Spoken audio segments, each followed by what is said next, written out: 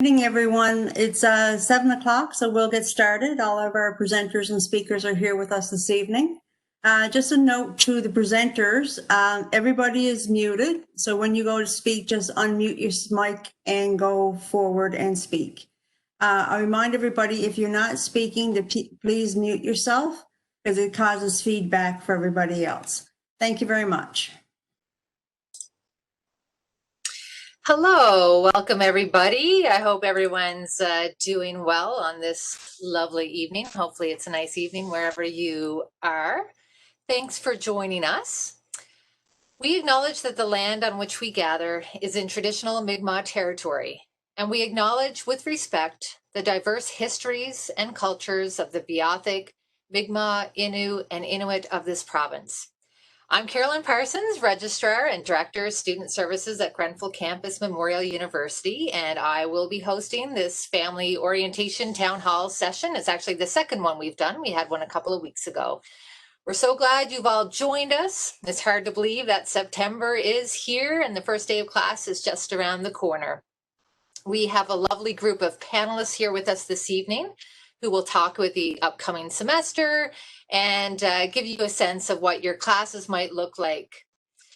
But before we get to our panelists, we have a very special guest who just dropped in for a few minutes.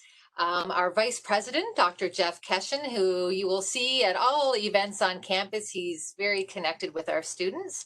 So Jeff, would you like to speak to our lovely Carolyn, I'll be very brief. I wasn't sure I was going to be able to make it back because I was in St. John's for meetings this week, but it's a pleasure to be here. And when Carolyn told me there was this opportunity, I promised I'd be mercifully brief this evening, but really to emphasize the fact that I wanted to be here to say hello and to thank everybody. Whether you're parents or whether you're students, we take really seriously our responsibility to provide you with an exceptional education. We're all about personalized learning, and that's why it's really important that I'm here, the deans are here. You're going to hear from a whole bunch of experts on various aspects of our campus. We're going to try to replicate as far as possible the experience that you would have here. So when you come here, you're going to see that we put that extra effort into the online and remote version. I will also say on a personal note, I certainly feel myself extremely fortunate to be at Grenfell campus. Our daughter is entering her second year at Grenfell campus.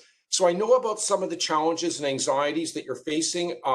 And we're here to reassure you that we're going to do our utmost to give you the best possible experience to provide the support you need. So I'm going to end it there with thanks to Carolyn and to everybody for the great work. And thank you all for choosing Grenfell. And we will do our very best to answer all your questions this evening. Thanks, Carolyn. Thank you very much.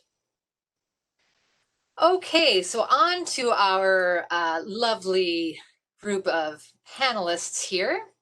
So here we have Dr. Todd Hennessy, Dean of our School of Fine Arts. We have Dr. Bob Scott, who doesn't have his video on. I'm not sure if he has the video capability there. He's with our School of Science and the Environment, and he's stepping in for our Dean, Dr. Michelle Piercy-Normore, this evening. We have Dr. Ken Jacobson, the Dean of our School of Arts and Social Science. Peggy Colburn, the Director of Western Regional School of Nursing. And Lorna Payne, who's the coordinator of our Learning Center. In addition, you've already met, I don't know if she introduced herself or not, but we have Diane Johnson here with us this evening. She's one of our student affairs officers. She organized this, this event here this evening, and she'll be moderating the session. So she has already collected some questions for our panelists, and she'll be keeping an eye on the chat to see if more questions come in. So for those of you who aren't familiar with this sort of setup, over on the right-hand side of your screen or below, you can see a little chat window. And if you click on that, you can type in questions that you would like to have answered. I can't promise you we have all the answers. Hopefully we will be able to answer most questions. But if you stump us and we can't answer something, we can get back to you and get that information to you. Just a reminder, we do ask for everyone to keep your microphones muted, except for, of course, the person who is speaking.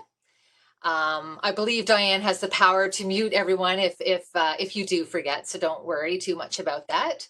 And so how we'll do this evening is each member of our panel will speak for approximately 4 minutes. If they're really long-winded and go on too long, I'll have to, set off a little alarm bell or something.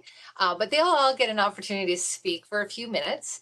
And then they'll be available to take questions, and we'll leave opportunity at the end for questions as well.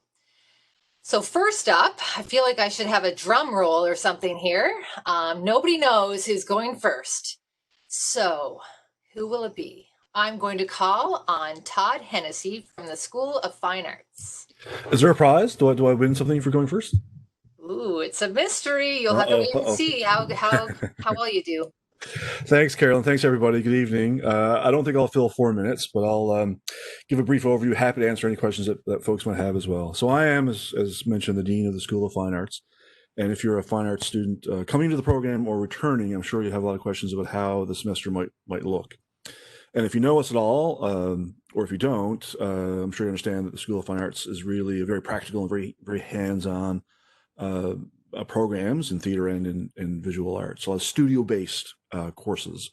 And I'm sure you can appreciate there was no mean feat for us to try to figure out how to deliver those courses in a remote or online fashion. So I will tell you, with the help of my colleagues, with the chairs of the programs, with faculty, we've spent the last several months really starting, the middle of last semester, trying to figure out how to best do this, to make sure that students in our programs get the best possible experience while they're working remotely, wherever that happens to be. And we consulted with colleagues across the country. I've been meeting, so the program chair has been meeting regularly with large organizations, national bodies who are all, dealing with the same issues. How do you do fine arts programming remotely? And I'm happy to say that we worked through a lot of issues. We really, thought through a lot of situations and potential problems. And we're going to be offering our courses remotely in a variety of ways. It really comes down to the kind of course we're talking about. And again, I'm sure if you're a fine arts student, you might be thinking to yourself that how we do sculpture online, for example, or remotely will be much different than how we do painting remotely, or how we do an acting class remotely. So we've really had to focus on individual courses and try and figure out the best way to deliver that content. So over the last several months, faculty have been recording demonstrations. They've been in our various workshop spaces, for example, doing videos around our equipment, just trying to teach students how to use all manner of equipment, from the ceramics tables to bandsaws and so on and so forth. That content will be available to all our students to view through the semester. And as well, we understand that a lot of students in our programs really value the hands-on component and want to, they want to make stuff. They want to create. That's why you're here. So we've dealt with that in a variety of ways. A lot of our faculty are planning on mailing out kits of materials. So if you're, just for example, if you're doing a textiles course, we'll send you out in the mail a kit of stuff that you can sew or work on or what have you. Likewise, and I kind of really like this idea. About a year ago, we started what's called a print shop in a box. So some of our faculty have been traveling around to communities with little 3D printed printing presses. I love the idea that we're using this modern technology to produce old-fashioned technology. So we've been producing little 3D printed printing presses. Print shop in a box. And again, sometimes in the case of our sculpture classes, we'll send those out to students. So you'll actually get the chance to do a little print in the safety of your own home. And so on and so forth. Lots of examples, and I can't go through them all, but I just really want to emphasize that every faculty member, every staff member has been committed to try and work through these problems. And we understand that there's a real important practical component. And we also really understand there's a really important theoretical component, and how we deliver both those things is really vital to the program. And we're going to do that, as I say, in a variety of ways. So that's just a couple of examples. I'm sure you have questions. I'm sure some of you might have concerns, and I hope to be able to address those tonight, or if not tonight, please feel free to send me an email or get in touch with faculty, and we'll try and put any reservations or concerns you might have at rest. Thanks, everybody. Thank you, Todd. And Ken Jacobson from first, I should double check. Any questions coming in so far? Yeah, there's one question that's specific to fine arts. How do students get paint supplies if there's no store in their area? Yep, and again, the idea is that we'll send people items. So if you can't get certain materials, we will send those out to you. I can't be more specific than that, but I know that the painting professors, for example, are thinking about that. They've reached out, and again, we have students right across the country, all across the island, of course, and in Labrador, and all across the country. So we've faculty have been talking to various suppliers and trying to figure out how to best do that. So if you live in a remote part of this province and can't get certain supplies, we will send this out to you. Okay, I think that's it for the questions so far. I'm sure there'll be more towards the end of the evening. Ken Jacobson from the School of Arts and Social Science. You are up next. Good evening, everybody. I want just to welcome all of you, all families and particularly first-year students to Grenfell campus. So I'm the Dean of the School of Arts and Social Science. And Arts and Social Science is a kind of a very eclectic mix of what we call disciplines or majors and minors. So we have 6 majors, business admin, English, historical studies, humanities, psychology, and social cultural studies. And then we have a lot of other, we call them smaller disciplines. Some of them are one-person disciplines, classics, French, philosophy, folklore, sociology, tourism, anthropology. So you can see it's really varied. We have a great variety of courses that we offer, and we have a variety of innovative faculty who are in our school. In terms of the way that we're approaching the remote teaching, we don't have a single uniform method. It kind of depends on the discipline. So for example, if you're taking a course in conversational French, if your student is doing that, you would expect quite a lot of what we call synchronous content. So you would expect that there would be live classes, because a big part of conversational French would be practicing speaking French and speaking directly to your instructor, and kind of a conversation going on. And the only way to do that is through live content. That'll be happening in the vast majority of cases on what we call our Brightspace or D2L shell. So every course has this kind of very really well-appointed website. And so there will be instructions in there about how you log in. One thing I would just like to say that whenever there's synchronous content, it's really good to, and what I mean by synchronous, it's live content. It's really good to kind of get that into your calendar or your schedule, so you know exactly when those live sessions are going to be happening. But there's quite a variety in the way that our professors are approaching the remote teaching. Some of the courses are fully online courses, a small number, but most of them are remote, and most of them have a mixture of live and pre-recorded content. So for example, you might be taking a history course, and you'll find if you get into the website that some of the lectures will be pre-recorded, and then there will be other material, perhaps discussions, class discussions, that will be live.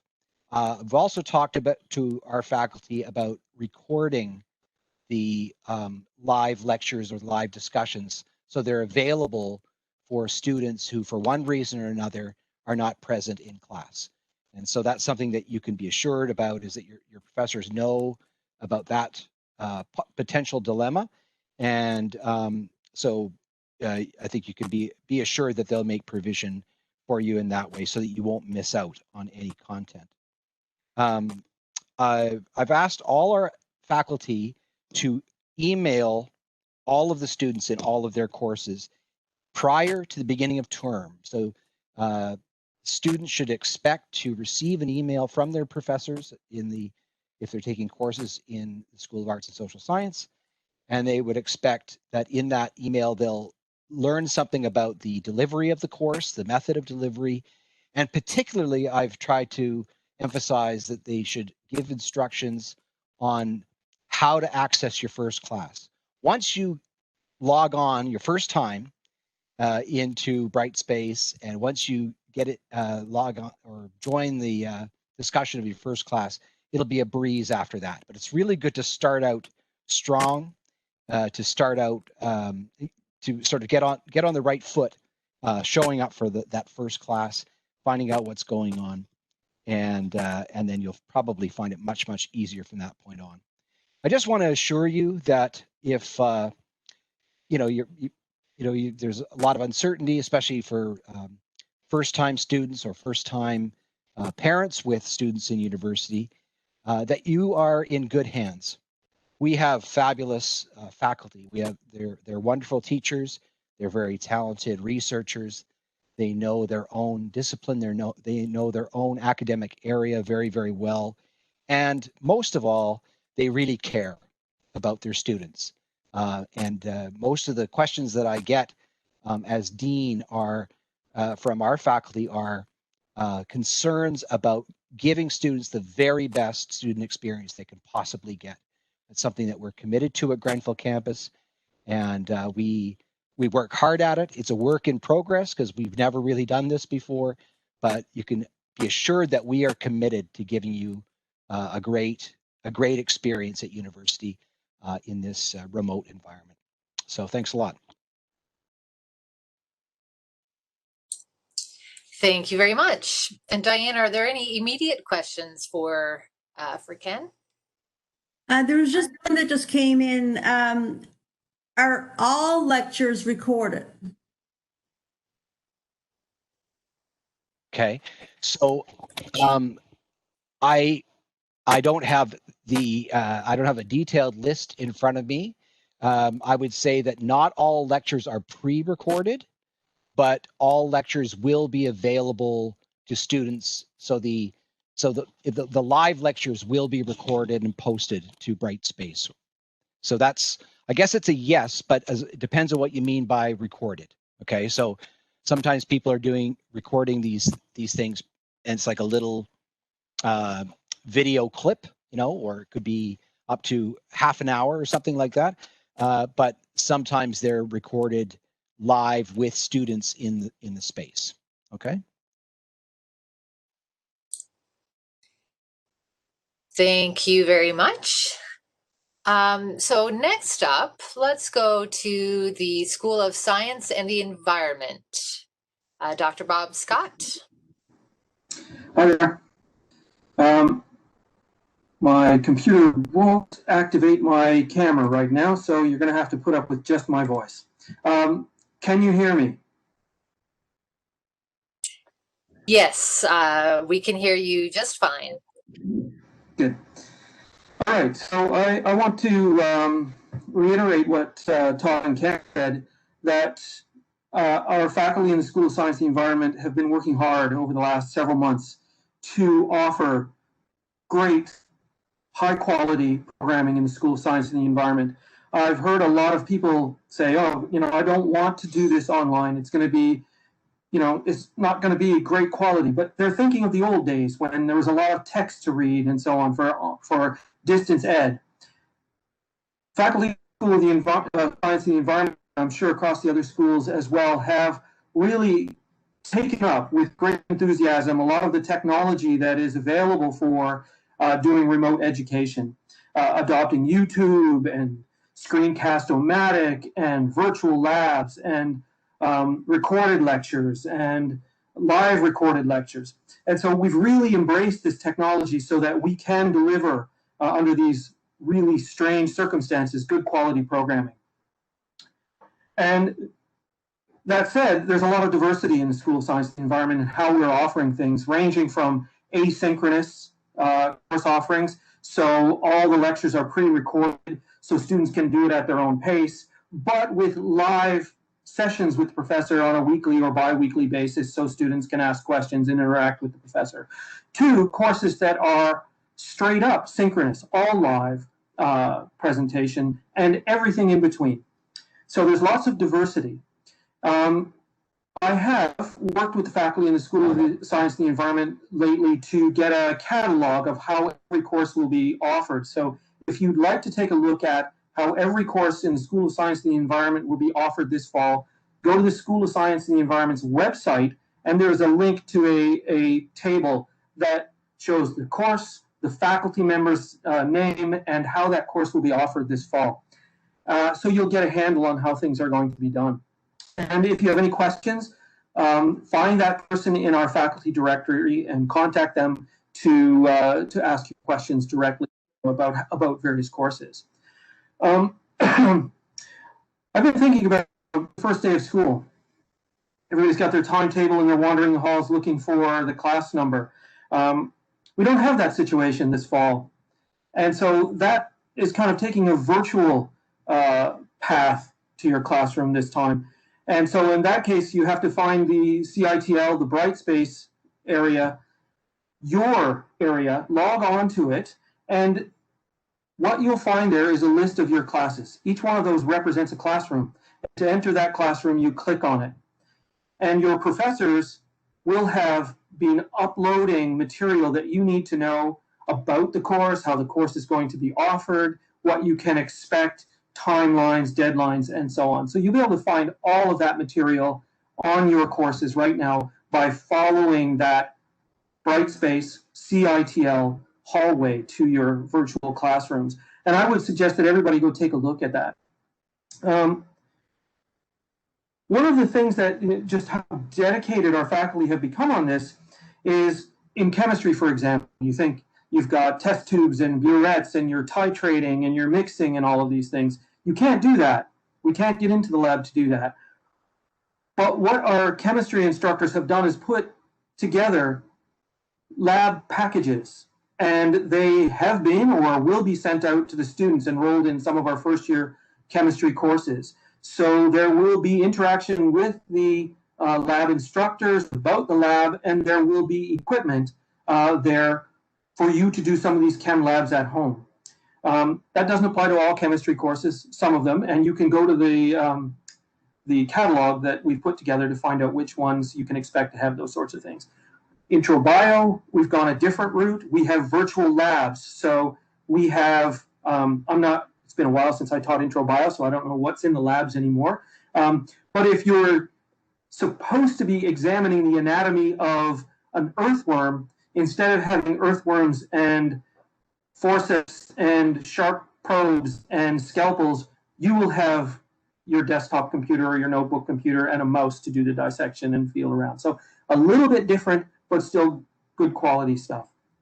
Other labs, and this is to give you the dedication of some of our faculty members, recognizing that some of our students are in areas where download and upload speed is limited. We have faculty members that have put together the course material on memory sticks, so they can be emailed out to those, not emailed, mailed traditionally through Canada Post on a thumb drive to the students who may not be able to upload and download material effectively. So the material will be delivered to them digitally, but on a thumb drive. So yeah, a lot of hard work, a lot of dedication, and some good quality stuff coming up. Thanks. Thank you very much. And Diane, any questions right now? There was, but I think it's been pretty well answered, is just how labs will work this fall. It's going to be by course to course, program to program, whether it's chemistry versus biology or physics, math, environment, sustainability, geography.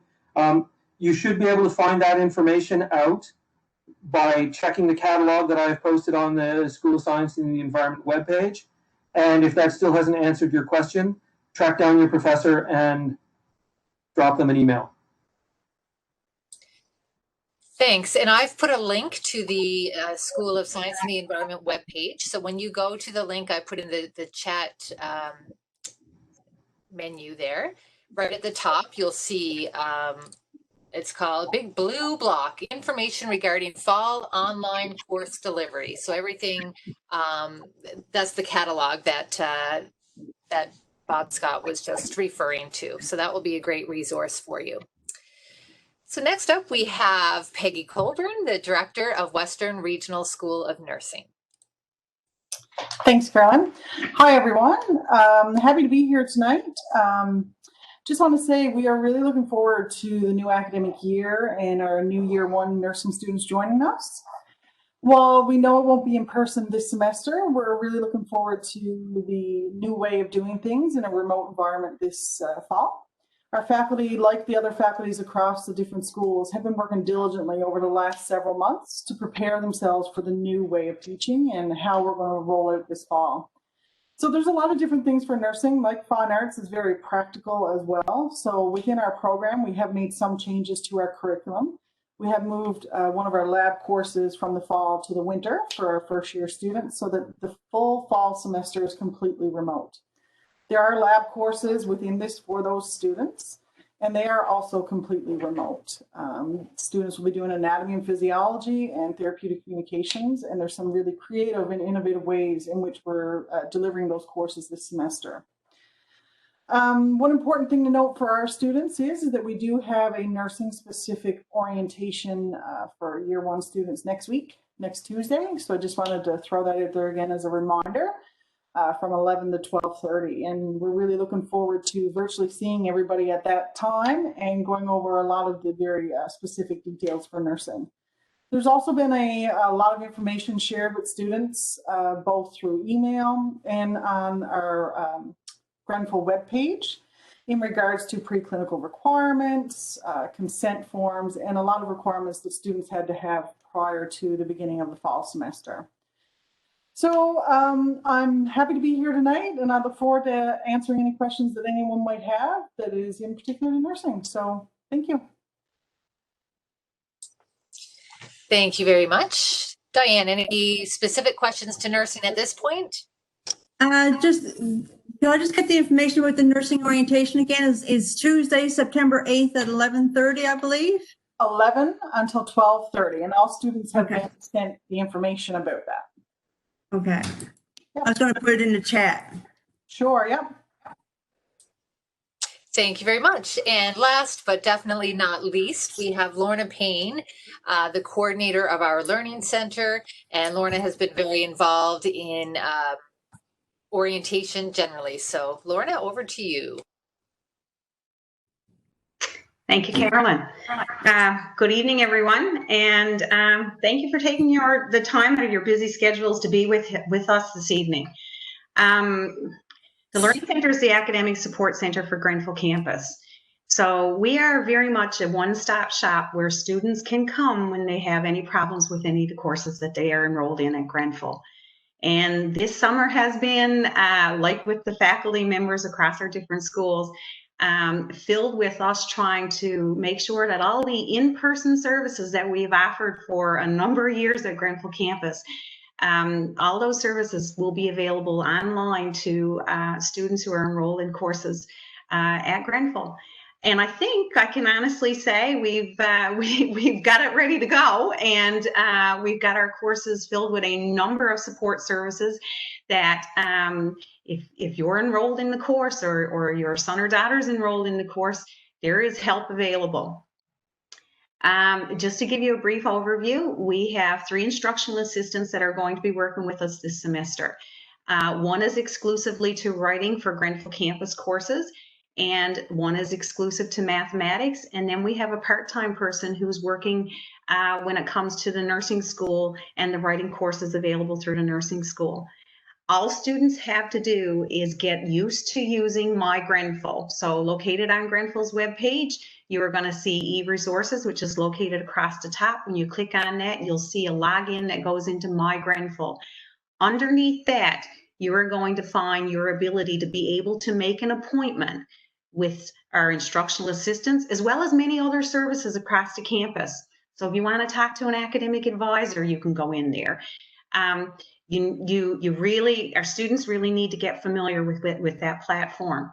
Once you make an appointment, our people will reach out and get in touch with you, and we will make sure that we provide you with a fantastic service when it comes to writing support and math help.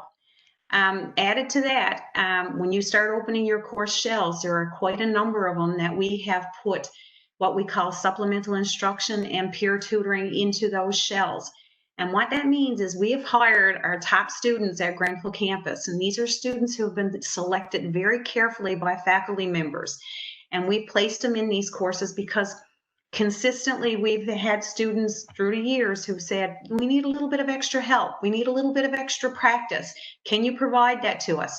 These leaders are built into the courses right now, and they are providing a peer tutoring and a supplementary instruction service to our students, and they're ready to go once classes begin on September the 9th. The links to these particular students will be all within the shell. So you will only have to go to your shell to activate your course content, but you'll also get all the links that you'll need to have for when the peer tutors and the SI leaders are available. Added to that, if you are doing any course that there's not a peer tutor or a supplemental instruction leader, or if there doesn't seem to be a support person that's been identified for that course, you get in touch with us and we will, free of charge, provide you with tutoring at 2 hours a week. And what we do is we link you with our senior students who are strong students. If you want to get a peer tutor, then you have to be familiar with student services at grenfell.mun.ca. Send in a request to that email, and within 24 hours, we will get back to you and let you know we are looking for a tutor, or we might already have a tutor available for you, because we've already got almost 20 tutors hired right now, and they're ready to go right from the start on September the 9th. Besides that, the Learning Center is responsible for disability services at Grenfell campus. If you have a medical condition or a disability, and it means that you are going to need accommodations while you are at Grenfell, use that student services at grenfell.mun.ca email, get in touch with us, and our disability services office will get in touch with you. And we will collect the documentation and keep it in a confidential location. And we will ensure that faculty members are aware of the needs that you have. And we will ensure that as long as it's a reasonable accommodation that doesn't compromise the integrity of the courses that we're offering, those accommodations will be put in place for you. It's just letting us know what you need, and we will certainly try to make it available to you. Additionally, and I know I'm running close to my 4 minutes, additionally, a couple of things to be aware of if you have concerns around scholarships. The Learning Center is responsible for ensuring that scholarships are run and operating out of Grenfell campus. We are also responsible for the student employment program called MUSEP, which is an undergraduate employment program that students can get virtual employment this semester. There are quite a few jobs that will be available. A lot of them will be advertised on our website under our jobs, and you can access that by just going into the search engine that's right on Grenfell's webpage, right on the front page. So the Learning Center is ready to go. We definitely have worked really, really hard to make sure everything is remote for you. We realize that, this might be a trial and error time. The first thing that we might try out might not work, but we're intending to make sure that we keep trying until we provide all services to the students at Grenfell. And use us. We're here for you. Thank you. Thank you, Lorna. Okay, now just a reminder, if you do have any questions for our panelists, please type them into the chat window. But in the meantime, Diane, do you have any questions that have come in so far? I have one. Where do I find a list of resources or materials required for each of my courses? I can answer that, and we can type it into the chat window here. But this is housed in a few different places. But if you go to grenfell.mun.ca/your Grenfell experience, there is a list of textbooks there that are required, and it gives you instructions on how to access those textbooks. There are some courses that won't be requiring a specific textbook. The resources will all be in the Brightspace shell. But in that list online, you will find a complete, if your course doesn't have the textbooks listed, you can follow up with the professor directly to see if there has been a decision made. Also, you can check out the Brightspace shell. As Bob Scott mentioned, some professors have put their course shells up in advance. Others will be going up on the first day of class. But you can check those places. And if not, you will get that information on the first day of class. And I just posted the grenfell.mun.ca, your Grenfell experience there. So that will take you, you will see a link there to the textbook information. While we're waiting for other questions to come in, hopefully most of you have seen the orientation schedule for next week. Lorna, I don't know if you'd like to speak to the peer mentor program.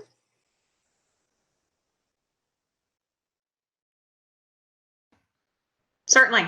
It's really funny because you must be reading my mind. As you asked the question, I was trying to type it into the chat just to let people know about it. So for the first time ever this semester or this summer, we started a peer mentorship program. What we've done is we have trained probably about 50 student mentors who are senior students, or I shouldn't even say senior students. They've been at Grenfell for at least 1 year. These are students who are interested in talking with other new students who are coming in and answering questions and directing those students to the right resources and the right people. So the peer mentorship program is up and running. And if you are interested in, or if your son or daughter is interested in connecting with somebody who's currently at student, in particular, connecting with a student who was currently at Grenfell and asking questions of somebody who's been there and kind of jumped through the hoops over the course of the last year or the last couple of years, get in touch with student services at grenfell.mun.ca, and we will connect you with a student who has gone through Grenfell at least for the past year or so. Sometimes students find it much easier to ask questions of other students as opposed to asking questions of faculty members or asking questions of staff people who are around campus. That's completely fine. These students that we have in our peer mentorship program have an understanding of all of the services.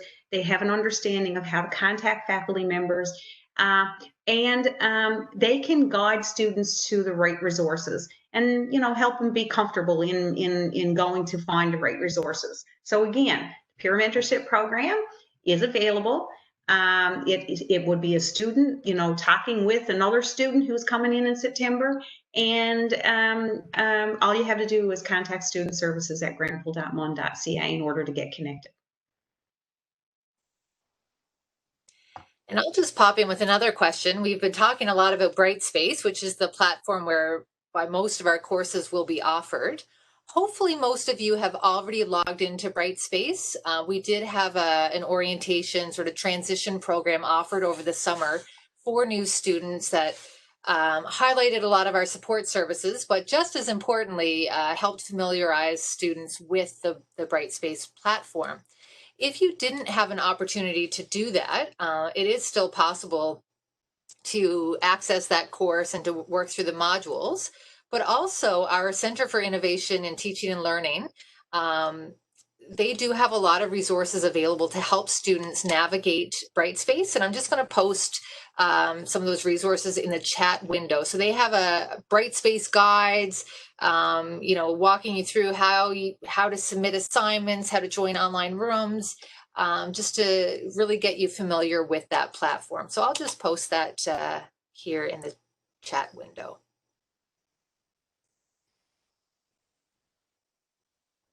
I'm unmuted here, so I'll continue speaking. A question did come in. Are there any, this is for you, Todd, are there specific orientation sessions planned for the fine arts programs?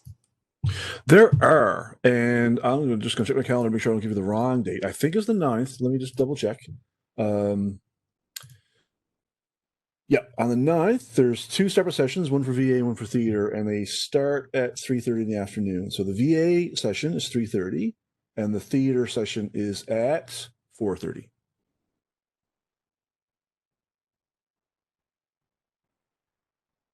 Is it okay?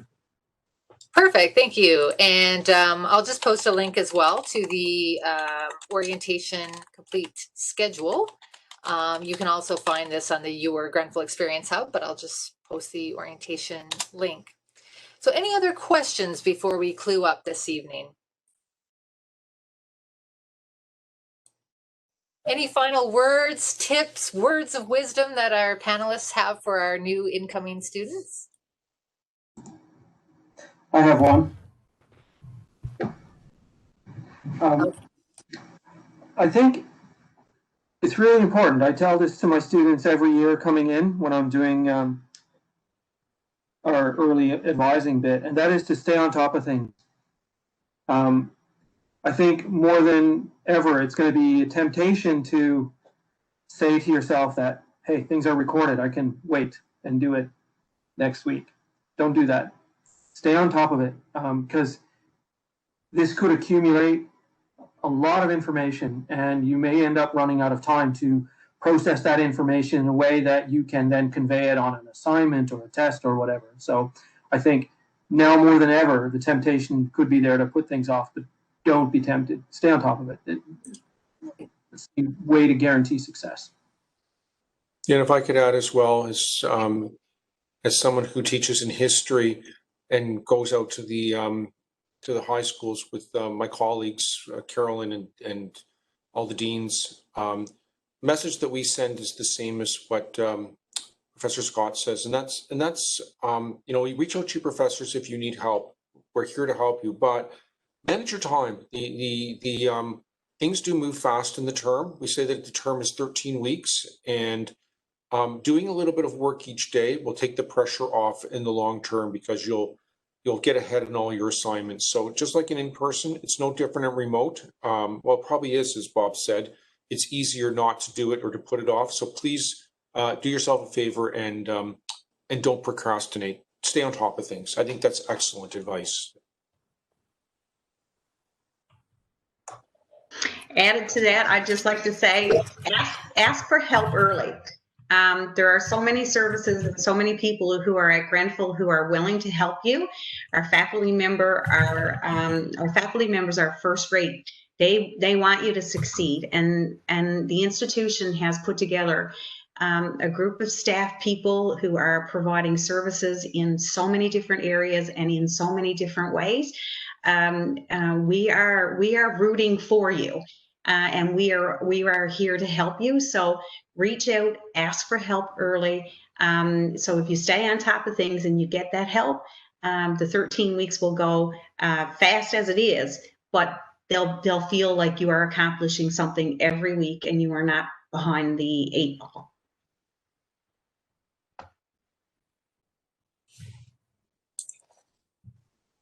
Okay, I don't think there's any more questions coming in. So thank you very much to all of our panelists.